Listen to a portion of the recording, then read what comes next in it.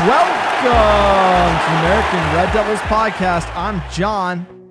I'm Alex. And we're bringing you the best Manchester United news from this side of the pond.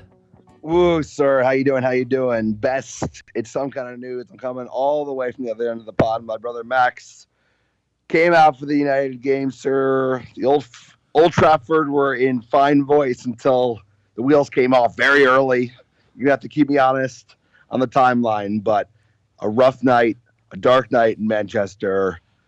The mood was buoyant heading in, but on the way out, half mix of fans just pissed, half heartbroken because I know it's the end of Ole Gunnar Solskjaer's reign as Manchester United manager. Sir, it's great to talk to you. It's been a little while.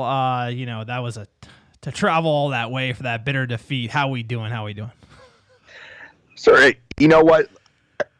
Everything but the result was 5-star. I've had a great time, brother and I down in London, hanging out with the Old Trafford faithful, the Manchester United fans at the Lowry, seeing the boys walk in last night, seeing the bars up and running again, being at the Bishop's Blaze, and even walking in, even down 5-0 at the end, sir. The fans came back in the last 10, 15 minutes and chanted the players off the field. So this club is there.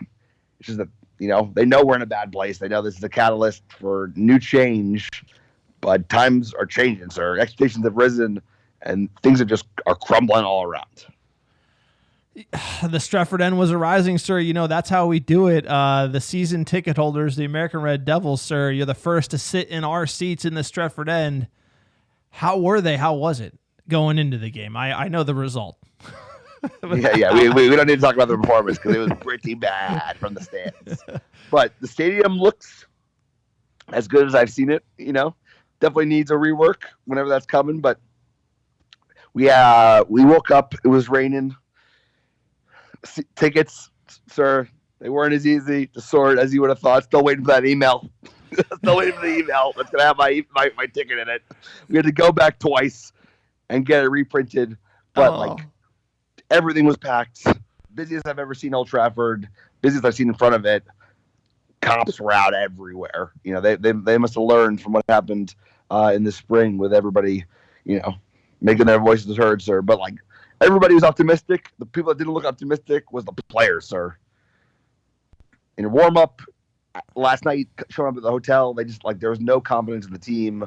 Almost like they knew it was a foregone conclusion. Go through the motions, sir, but it was a tough day at Old Trafford. That's really interesting. You said you picked up on the body language. So, yeah, obviously you're staying at the Lowry in Manchester. We stayed there a few times before. Great spot. You said you could tell the energy of the squad coming into the hotel. What'd you pick up on there? I know you sent some videos I posted on our Twitter, but what was the energy? They kind of seemed not up for it. You picked up on that? I mean, there was I don't know how they normally greet fans, but it was all business. But even then, there was just heads were down. Obviously, they get greeted like that all the time, but you could tell that there was something missing. We saw Donny Van de Beek first. He showed up about 30, 40 minutes before the rest of the squad. That was the first hint. Something's out. That is Something's weird. Up with Donny. He's on the way bizarre. out. That is very bizarre for him to show up. I thought it was he just came off early because I was just getting the photos from you. So he came off that far ahead of the other team, just he's barely even part of the squad now. He's going to go in January is what we've been hearing.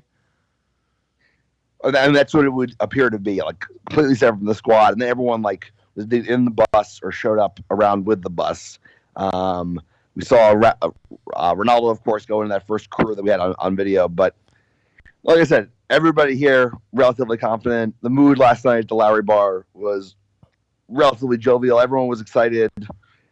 But, sir, I'll tell you what, midway game, and then that red card, that was it. People started leaving. I've never seen that. I've never seen people leave Old Trafford like that. That is just, I think it speaks to sort of where we're at as a fan group. And big shout out to your brother, Max, friend of the pod. He's come on the pod many times. Max, how you doing? How you feeling after that result? Oh, boys, good to be on the pod. Great to be over across the pond with the big bro. As Alex said, great weekend, a lot of energy. The boys were buzzing all today. We were at the Bishop Blaze for a good 4 or 5 hours. Let's go. Crushing brown ales, hooting and hollering. As you can tell, our voices are rattled.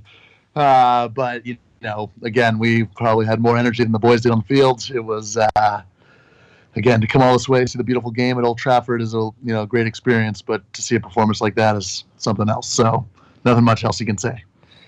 It was a tough one. So obviously, you said it's over for Ole Gunnar Solskjaer, Alex. You're saying he's sacked in the morning. I mean, I don't know if front office is moving that quickly, that competently, but like everybody, I'll tell you what, we walked out, we couldn't get an Uber, took forever. Did one of those walks where you're like almost walking over bridges and stuff. The mood is like people can just like it's it. Like there was like a kind of a finality to the game in the sense that like everyone seemed to be in pretty much agreement that like that's it for old Ole Gunnar Solskjaer, bro. Yeah. What was the poll? What was the poll on Twitter? I'll give you the live Ole and Ole out. It said 92% out, 8% in. That's an all-time high. Again, people probably asking why we even have that poll, but you look 440 votes.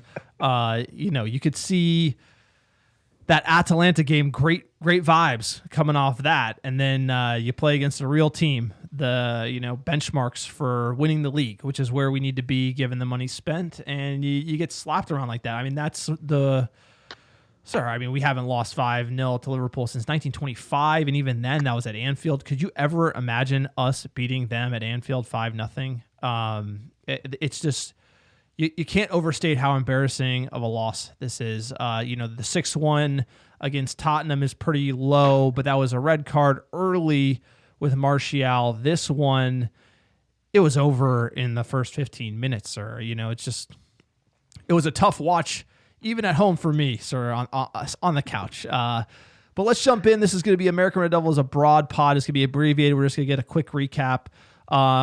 I know you went to Bishop's Blaze. You're probably checking the internet. You're looking for the starting 11. I'll read it out, and you can just give me your reactions, both you guys. We had Dave Saves, world number 1 in net. Luke Shaw left back. Maguire Lindelof center back pairing.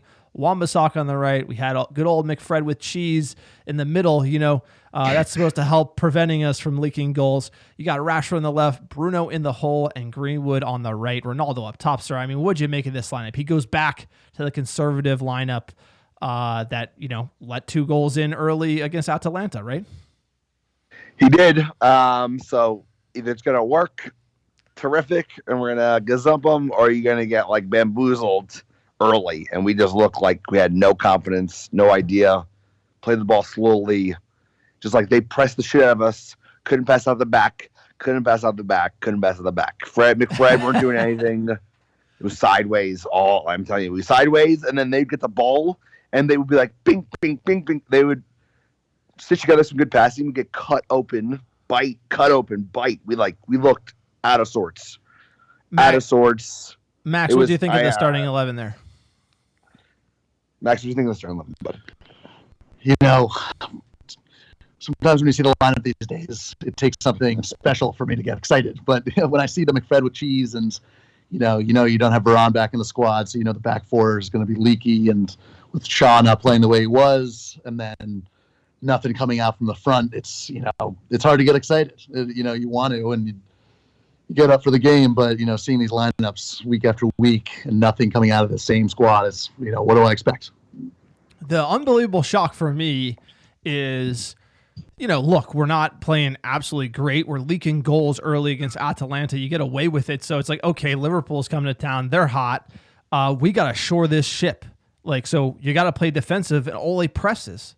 What do you guys make of him trying to go at Liverpool? I understand the idea of you're at home, the onus is on you to attack, but we're effective on the counter. I thought Rashford looked good in certain spots. I thought we should have been a little more conservative and then try to hit him on the counter, right? I think historically we've done well with that. Maybe not win, but try to go for a draw. You're playing a real hot team coming in. I think Ole got the tactics totally wrong, and game is over in like 15 minutes. So it might have been easy to tune out on TV. Yeah, well, you watched the whole game standing, sir. It was. I've never seen this team play worse. And maybe it's enhanced by the fact that we're here. but I've never seen us play worse, even close. Like I like Liverpool didn't even get out of second gear. They just like fucking rolled us, and every time we give the ball away, we got sliced wide open. Like I don't know. I can't even think of a proper analogy because it's been such a long day. But like it was over early in the sense that like the fans came back probably the second half, but like it was over early, and it felt that way watching it. It felt that way in Old Trafford. It was like all the air got sucked out pretty quickly, especially in that first half. Were there 4 goals in the first half? I don't remember quite well. Or was it 3-0 heading in? So I'll give you the. Sorry, I know. I'll hear. You guys sound like you went to battle. I mean, you went to battle with a couple of dark ales, singing your hearts out at Old Trafford. And we won that battle. Yeah, you won. I want to say a big thanks from all the American Red Devils fans for going out and representing us there. Look, it happened early. Bruno with the chance, or you're probably ripping and rocking. I don't know if you got to the seats, but Bruno had a great opportunity, I think the 3rd minute. And then right off of that, there was the counter, and you got the Naby Keita goal. I mean, just so open. The spaces have been there. Leicester exploited them. Atalanta exploited them, sir, even. And then obviously Liverpool did. 13th minute, Jota with the goal, sir. And then the 38th, Salah. We went in at 3, down 3, sir. We went in down 3 at half. So not quite 4, but that's game over. And then Salah with 2 in the second, the Pogba red card in the 60th. And there you have it, 5-0.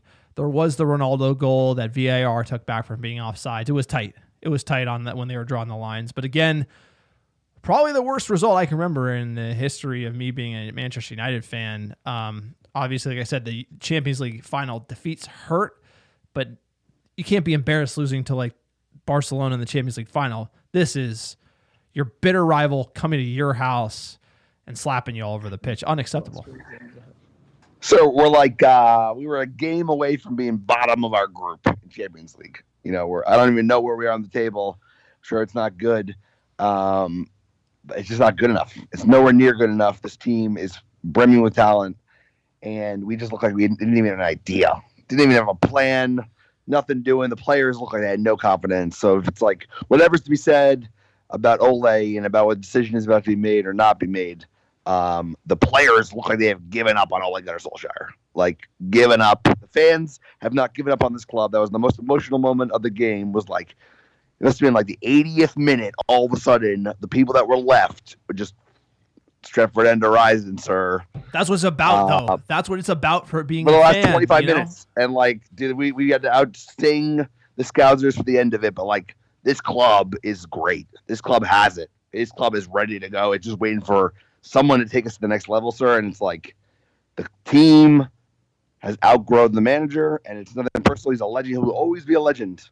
But it's like he got us to a good point. We're in a better position today than we would have been had it might have been someone else, Now it's ready for someone like you got to have a big deal manager come in and take us to the next level because the squad has got to be good enough to at least compete. You don't have to win it, but you got to be competing. And whatever today wasn't even competing, bro. That was like, because like I said, the Scousers never got out of second gear. They weren't even that good. We were fucking terrible. Yeah, look, it's a total different feel when you're in the stadium. You don't have the Muppets. Sorry, I tried to watch the NBC coverage, the NBC LFC. Why would you, dude? I like the pregame. They had like some guy from Ted Lasso. They were like Arlo White's talking about Ted Lasso. It's like the greatest football rivalry England has to offer, and they're talking about Ted fucking Lasso, dude. I switched to Telemundo, dude. Those guys, like, dude, it's just like it's unbelievable. They tried to make it like a college football game day in LA, and it's like that's not what it's about. It's about the rich history between these two clubs, what this game means, and as fans, you can't be having Liverpool come and let in 5. The amount matters. The amount of goals we let in matters. Like if you let in 2. Then shore up ship and let it be 2, but you can't be just bleeding goals. I mean, the best thing that happened was we didn't concede after the red card. I mean, that's the only bright spot on the day, you could really say. And what'd you make of the Pogba red card? I thought that's something, like, hey, you're down 5, fuck it, right? It's like, I don't mind that from Paul Pogba. We didn't mind that. Good to see Paul out. at that point, like, you wanted some action. You wanted some life. I spilled the water on the guy in front of me. He goes, no worries. He woke me up. He did something to wake me up. It was just like, dude, the fans were hurting, and they didn't give a shit that Pogba got sent off. We didn't lose because Pogba got sent off. We got probably lost because Pogba didn't start, and probably lost before the 11 got picked, sir. It was just never going to happen. They're rolling. So what is it? Is it Zidane? Because like our self-proclaimed insider on the Discord, check out the American Red Devils Discord if you want to hear from him. He says good source Ole sacked tomorrow, and he says it's Zidane till the end of the season, sir. What do you make of that news? I know you're not checking Discord over there because the internet at Lowry is spotty. It's tell everyone about the internet last night. Everyone's playing Call of Duty, right? All the Manchester United players playing Call of Duty. They rolled in with their there's like some branded thing, like the rolling war zone. Sancho had it, Lingard had it. They were ready to go. They didn't. They must have spent too much time sucking up the 3G last night, so they had nothing left on the field. What do you make? You hear Zidane, Ole out in the morning. Zidane, how do you feel?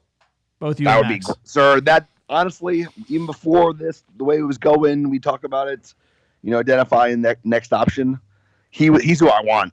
He's a class manager. He will allow us to attract the top talent in Europe. He is a class manager. He's taken teams that were fucking like rimming with talent that just needed whatever he's got. And you know what? He's won it. He's won a shit ton. He's won both times he went to Real Madrid, both stints. And I think most importantly, he's a class act. Conte, people don't want Conte, bro. Here, people have already talked about it. There are murmurs before the game today. Like, this is the coach that if we pulled off, people would be very excited about. They'd be very excited about it because he's a class act. And Conte, former Chelsea scum, not a class act, bro. I completely agree. Max, what are your thoughts on Ole being sacked and then Zidane coming in? Zidane's exciting. I think that's all I can say. Any team would have a bounce after when you're in the pits like this, like we've been playing, and to have someone that's, a proven winner, Champions League winner, 4 times, plus he's managed Cristiano, so he could hopefully get the best out of him. It's exciting. But again, we haven't seen this board move that fast before. If that was to happen, it would be, kind of shocker news, but as we could all see it, better now than later, better now than waiting until December when everything's too far out of our reach. So I think Zidane would be the best option. Yeah, and as United fans, look, now's the time. He's got to go. He's got to go. Look, there's a week. We got a week until our next match. Like, thank God that we have some more time. You look at the break right now, he's got to go now. Right? I also think that if there was a midweek fixture, Atalanta away, right, that would change the calculus. You can't sack Ole when you got to be traveling in a day to Italy. So I think if you look at the timing of the fixtures, we have a week before we play Tottenham on the 30th. I think the timing, everything says now. And if the board don't act now, I mean, like, do they even watch these games? Is the question I got. So, for everyone saying, yeah, Ole this, Ole that, look, he might not be doing a good job now. He's got us to a better spot, but the board is the one that we got to be asking questions of. As always, #Glazers out, because you look at the timing around this, he's got to be dismissed now. October 30th, we play Tottenham. November 2nd, Atalanta. November 6th, Man City. Sir, if you want to go back, you want to travel back, you can go to Man City, watch it at home.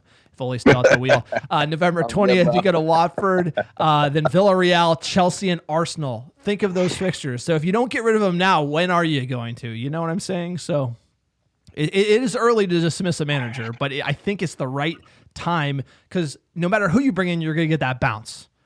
You can't play worse than this.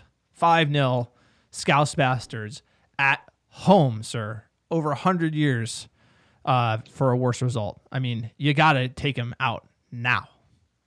How many shots do we have on target, sir? I don't have. We got no stats. Okay, I got. Barely got Wi-Fi. I got the stats here.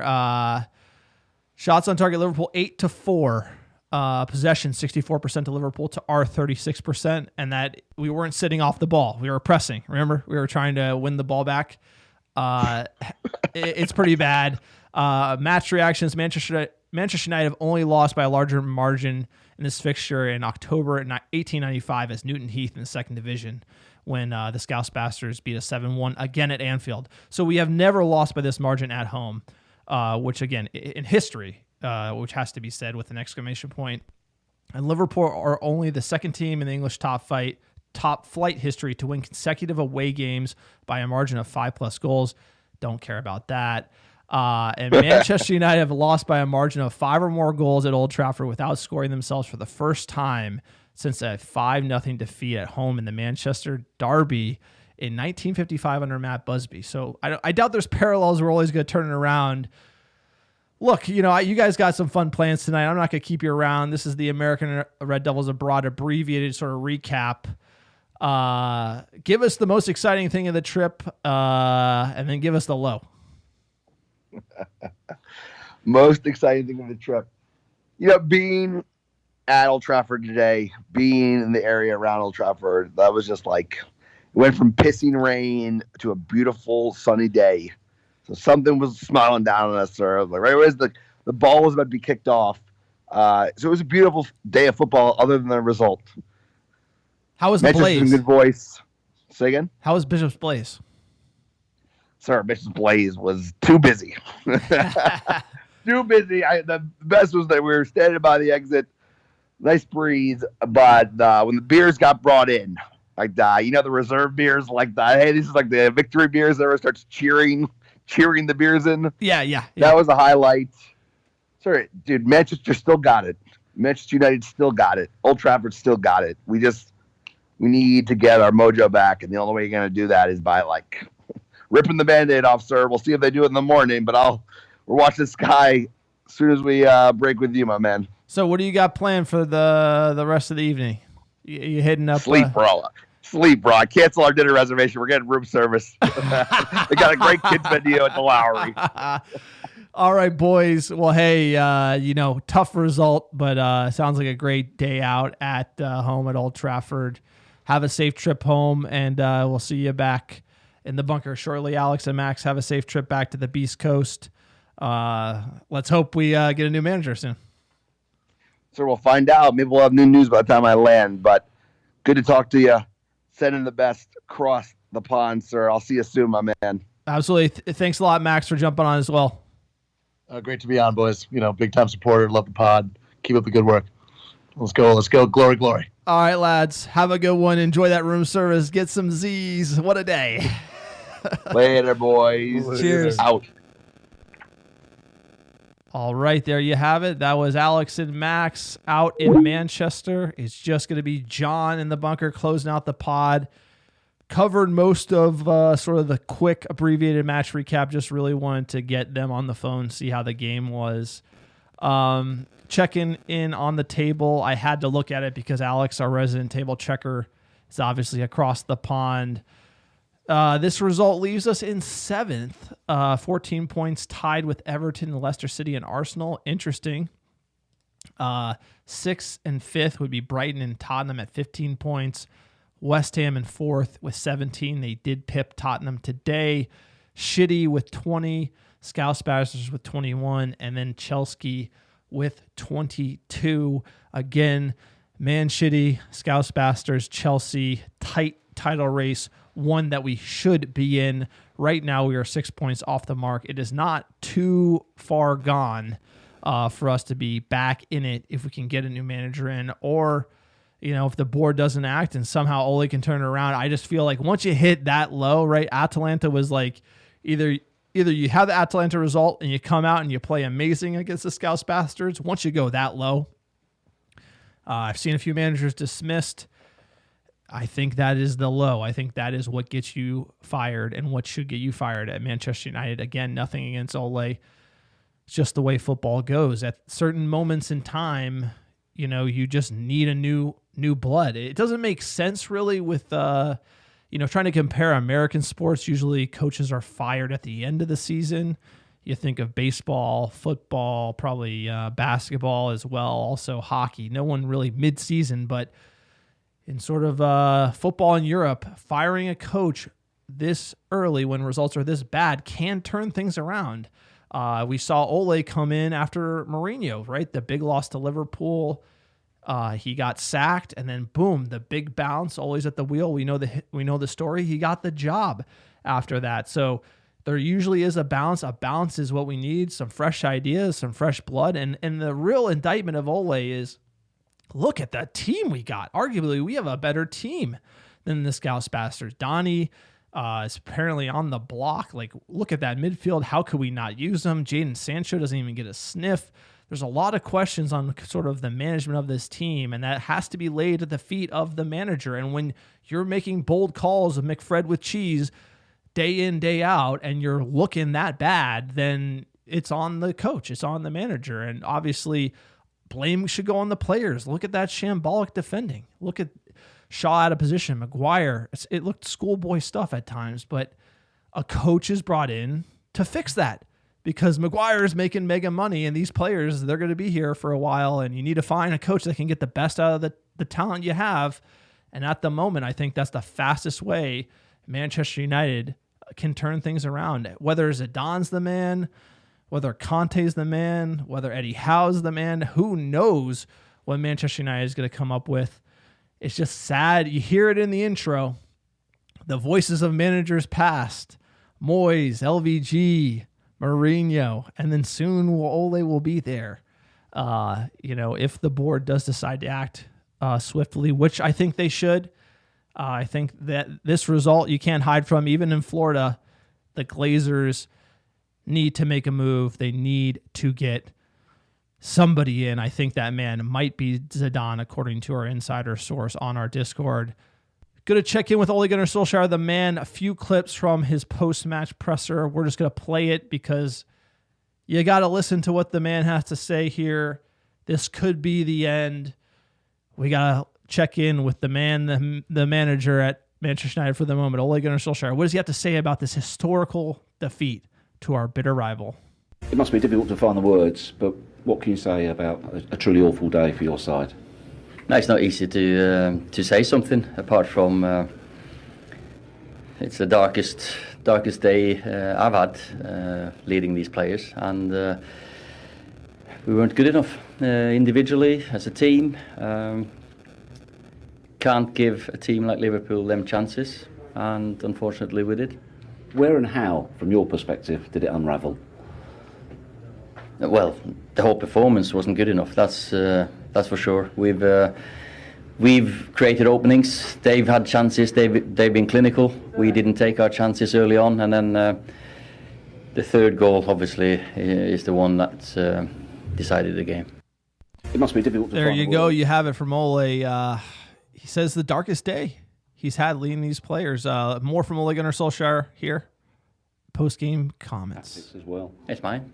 That's it. You know, the coaching staff, very, very good, brilliant, and I choose the way we approach the game. So, and today we weren't clinical enough going forward. There were spaces for both teams, and when you give good players spaces, they score. Did you get it wrong in terms of trying to press them rather than playing on the counter, which most of your sides normally do? You know, that's a good question. I can't say anything. Others, we're at home. We're playing against Liverpool. We've gone here over the last 2.5 years and had a similar approach to go high press. And today they scored on their chances early on. They haven't done before. And I think Man United, we should always try at home to go and stamp our authority on the game, like I said before. At what point in your mind did it become damage limitation? 4-0. That fourth goal there is the one that you go into half-time with having to score more than one every 15 minutes. I know these boys are capable of it, but on the fourth, you know, there's extra time first half. You think you can get to half-time and organise everyone. But fourth, that was probably game over. All right, he said it there. Not a lot from Ole Gunnar Solskjaer. And again, I think, did he say the fourth goal went in after halftime? I think ESPN.com I was running off of. I think they actually got the score, the game recap wrong. So apologies if we did get that goal tally wrong when it was scored, just because there's so much going on. Yeah, there you go. It was the Mohamed Salah goal plus an extra time here. I'm going through the match commentary, just making sure we get it right. Yep, there you go. It was 50th minute, so the ESPN score tracker had it wrong, but it was 4-0. So Max was right when he was talking to me earlier. Apologies about that one. Got a lot of things going on here in the pod bunker. Power going out, trying to connect them. This is actually the second run that we had the podcast because there's a storm here in the Bay Area, and essentially the power's been going on and off, and we're trying to make do with what we got. So a lot of things going on, but either way, whenever they scored, it was absolutely horrible. And that's why, there were technically 2 goals in the 50th minute, one in stoppage time in the first half, and then another one by Salah in the second half. He becomes the second Liverpool player ever to have a hat-trick against Manchester United. But those words from Ole Gunnar Solskjaer, they don't really, they look like a man who doesn't have answers, right? He's taking the blame, he's taking on the chin, and that's good for him. I've heard other sort of fans talk about how he should resign. Look, Ole's not resigning. He can't resign. He has millions of pounds on the line. If he's sacked, he gets that. He has to be fired. He will not resign. No one's going to forego 10 million pounds or X million pounds. Nobody would ever do that. That's financially insane. He will not resign. He's going to he's there for the sack. And credit to him for taking the blame. I think Ole has managed the press well. I think, he, throughout his tenure at Manchester United, that's probably the best thing he's done. And in a defeat like this, he didn't shy away. It's the worst moment in his managerial career at Manchester United, and it's his fault. He made the tactical decisions, and it didn't work out, and he's taking the blame. So a class act to the end. Ole Gunnar Solskjaer, you have to give him credit for that. Just going to hear a quick reaction from Gary Neville on Sky Sports here. Going to pull this up. He was asked if that was a shocker. Yes and no. I didn't think it would ever get as bad as that today. As bad as it's been in this fixture, or as distant as there been between the two clubs over maybe 40, 50 years. It's always been a tight game, more often than not. And today, that was a shocker, an absolute shocker, and the timing couldn't have been worse, because it's been building now for a few weeks against what I've called half-decent teams. And as soon as they played a proper team, they've been obliterated, pulled to pieces, dismantled, and I didn't think they would play like that today, because I thought they'd flick a switch, but you can't flick a switch in football. That Manchester United group of players, they get outrun. They're one of the lowest running teams in the league. We know that from the stats that we see week in, week out, and there's nothing worse than being told you're one of the lowest running teams in the league and that you're easy to play against. But they are both, and that's a poor reflection upon the manager, the staff, and the players. And what about their approach today? We heard from Ole Gunnar Solskjaer saying we have to be on the front foot. Did they get it completely wrong? Dave, I watched the game back against Leicester last week on the big tactical camera to try and get an understanding of what Manchester United are trying to do. Graham just mentioned there about a style of play. I was trying to understand how they are told to defend. What's the plan? And the first half against Leicester, it was a team that was relatively compact, nowhere near as compact as most of the other teams in the league, but they were sat back in the shape. Something changed at half-time, whether it's an event, whether it's a goal against them or a chance, but all of a sudden they start to have these sporadic presses where you see Greenwood go and press Soyuncu, or you see Rashford go and press Konate today. And in the first half, they were a mixture of sitting back in the shape and looking like they were trying to be behind the ball. But then the next breath, all of a sudden, you'd see a mad little jog, not a sprint, by the way, from Greenwood towards Van Dijk. Then you'd see Wan-Bissaka ambling towards Robertson. He gets passed behind to Jota, and Lindelof's trying to get across. And it's all too late. And that's a pattern. It's inherent in them. So they've got no structure to press from, along with the fact that they don't run as hard as the other teams, and they're easy to play against. All right, Gary Neville with a pretty damning verdict of Manchester United, and that's where I come out at the end of the day is how can you can't play like that at this level, right? I've watched a lot of football for Manchester United throughout the years. You can go for a game, but you can't be that out of sorts. We're disorganized, sloppy at the back, horrible passing, low effort, low energy, like we're easy to play against. That is what kills me the most. Why not pack it in? Why not hit him on the counter? We've seen Ole do this to teams before. He's done it against City. He's done it against Tottenham back in the day. Ole knows how to play that, and for some reason, it seems like we're getting worse. Ole, I thought, has been learning on the job. He knew sort of how to play the bigger opposition, and we needed to focus on breaking down the low block. And then now it looks like he's lost the plot, and the players have as well. So when things start unraveling and going in this direction, like we said, the writing's on the wall. I'm going to also play the words from Paul Scholes midweek. I think these are the most critical words against Atalanta, so relevant to what we watched today. Paul Scholes, when he speaks, we listen, unless he's... The whole toe thing was very disturbing, but he has a lot of good things to say here for his coverage for BT Sport. They've come back. Great spirit, great fighting spirit. They conceded still so many chances. Now, if you're playing against quality players, there's no way you're winning that game. Not a chance you win that game. And now everyone will get a little bit carried away with this euphoria now. Will he play that way on Sunday against Liverpool? It was that brilliant, it was that good, everyone's smiling, everyone's happy. Go and do that on Sunday against Liverpool, see what happens. Imagine Jurgen Klopp at home watching that game in the first half, rubbing his hands together. And that's the real point. The problems were there against the sixth. They're sixth in Serie A. They're not even that good of a team. And when you play against Scouse Bastards flying high, it's not going to be good. I think we've heard from the pundits. We heard from Alex having a few dark ales. Is glad to hear the fans were singing late in the game. That's what it's all about. And in the America of Devils, we are for fans, by fans. And if you haven't traveled to watch Manchester United home or away, the away support for me is very special. I've gone to a few away games, and that's what it's all about. Even if you're losing 4 goals, the away end is bouncing, right? Because it's about a community. It's about a group of fans supporting this club that they love. No matter the result on the day, that love for the club never changes. And in these tough moments, that's what we should be thinking about as fans. It's a community. We all love this club through the lows and the highs, and that's why the Stretford end was arising in the 80th minute. That is a special part of this football team. We aren't plastic fans. We aren't PSG fans. We aren't Chelsea fans.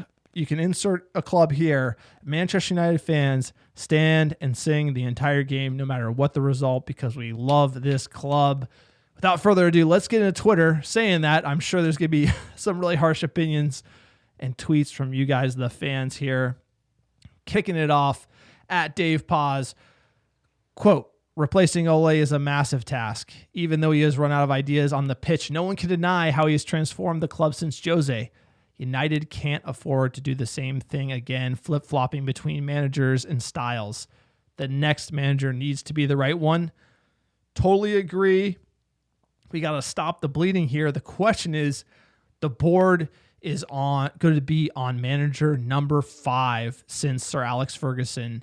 Sir Alex Ferguson picked David Moyes. He's gone. You heard the Toni Kroos news. Apparently he was going to come in the next season. The Glazers sacked Moisey. We never got Kroos. Who knows what could have happened then. But, Moisey was kind of out of his steps. Nobody's going to disagree with that. In comes LVG. He doesn't play the Manchester United way, wins the FA Cup, sacked the next day. What will we do for an FA Cup today? Then Mourinho does Mourinho things, fights with Paul Pogba. He gets the sack. Ole comes in. Now we're on our next manager. So what do? Zidane, Conte are available. You got to go in for one of them. They're the top coaches available. You just got to get a good coach in and just hope that we can get a bounce and somehow salvage the season and kind of look at the roster. Somebody has to be able to get something better out of these players. I mean, at the end of the day, nobody could have predicted Liverpool coming into our house. As bad as we've been playing, no one could have predicted 5-0. I predicted 5-2. I thought we'd lose, but we'd score at least with the talent that we have. This was even worse. At Mike United Mets, we can discuss the manager all we want, but at some point, the players have to look themselves in the mirror. We had worse teams under the same coach that beat Liverpool and City. We lost to Spurs 6-1 and turned it around. Let's turn it around. Hashtag glory, glory, Man United. Look, Mike, I think you're in the give Ole time camp, and I don't disagree with that. I just think that this one is lower than the Spurs 6-1. Spurs 6-1 didn't really have a preseason. There was that red card early. This is sort of which direction are we heading? And I think we kind of know at this point. Look, the board might give Ole time, and I'm not rooting against Manchester United. I'll be cheering them on no matter what. I just, at this point, the players have to be questioning Ole at the moment, because this is just unprecedented result against the Scouse Bastards. At Ike_Yagola, quote, Maguire was horrendous. The amount of mistakes he has made over the 2 weeks is mind-blowing. The indecision at this club was clear for all to see. Ole should have resigned the last international break. I hear you, Ike, but he's not going to resign. He has guaranteed money. If he's fired, he takes a big payday. You and me both would be rather get fired than resign and get the cash. You can't blame him for that.